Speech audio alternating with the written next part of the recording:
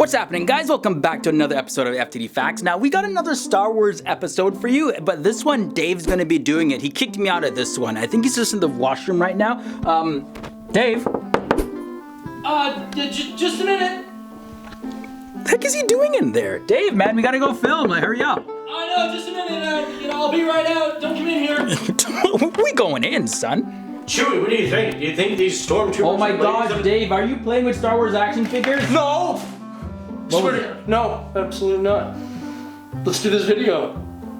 So yeah, okay, fine. You all saw me playing with Star Wars action figures. I don't care. Anyways, I'm Dave Walpole, and welcome to FTD Facts, the channel where we teach you guys everything about everything. So today, yeah, you know, we're talking about Star Wars Rogue One. Oh yeah!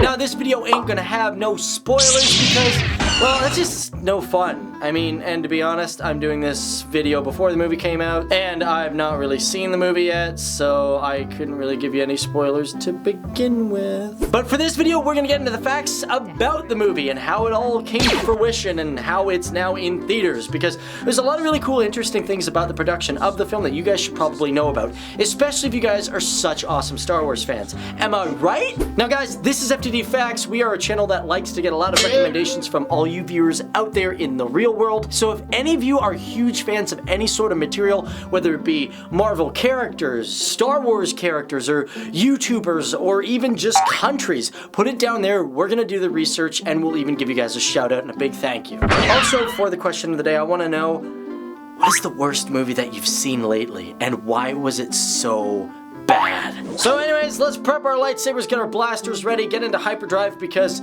here are the Rogue One facts. Now let's start off with probably the most important fact. Okay, John Williams, he is the guy that always has done the music for Star Wars. But this time around, nah, he ain't doing it. Now for this film, the music's gonna be done by Michael Giacchino, which for me, I was hoping that this guy would eventually do it, because I've heard some of his stuff way back when he first started doing video games like Medal of Honor. Man, his music was great. But also he's very good at replicating John Williams' style of music, and also he's a good friend of J.J. Abrams. J.J. Abrams used him in Star Trek, so yeah, I'm pretty sure that's why he got the gig. Now, the filming for Star Wars Rogue One began in summer of 2015. Now, they used Ultra Panavision 70 lenses with an ARRI Alexia 65 camera. Now, this makes the third Star Wars film to be filmed digitally. Now, some of you guys may think that Star Wars Episode 1 or Episode 7 was shot digitally. No, it was shot all on film. Now, surprisingly enough, this is Gareth Edwards' third feature film. Are you freaking serious? Yeah, I'm not lying. His first film was Monsters, then he did Godzilla, and now he's doing Star Wars. I mean, I know he's good, but wouldn't you want to pick a director that's got like at least 7 films behind him? Now, for security reasons, when the movie was shipped to theaters, it was under the code name The Alamo. But let's talk about these guys, these new walkers. Now, when fans first saw it, they were like, oh my god, AT-AT walkers, just like we saw in Empire Strikes Back.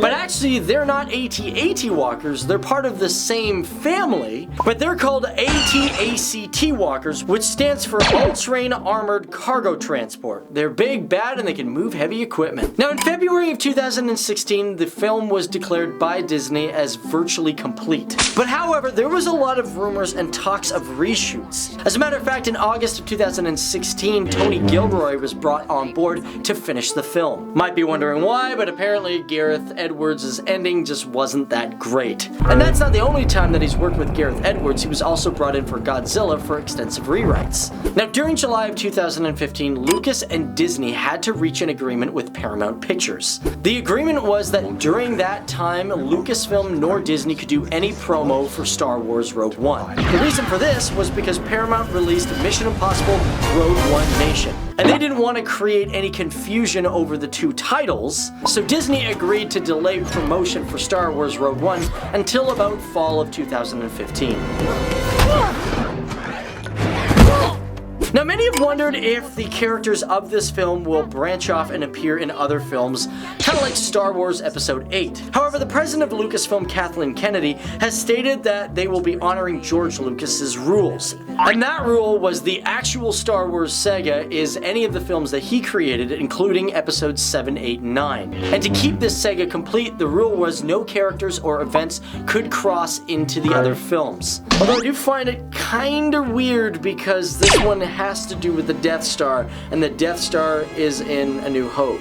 Oh yeah, and Darth Vader is in this film, so theoretically he's already crossing over into the other films. I'm already confused. However, with that being said, Kathleen Kennedy did state that there will not be a direct sequel to Star Wars Rogue One. Now, like many of the other Star Wars movies, there's been a lot of exotic locations used for this film. Because you gotta have exotic locations when you want to film different planets. For this, they used places like Lamu Atoll, which is in the Maldives. They also filmed in Jordan and Iceland. And they even used the London Underground Canary Wharf station for one scene. Which to me, I think that's like the first time they've ever done like an Imperial base that's actually in a real world location. Now, last but not least, the budget for Star Wars Rogue One was $200 million.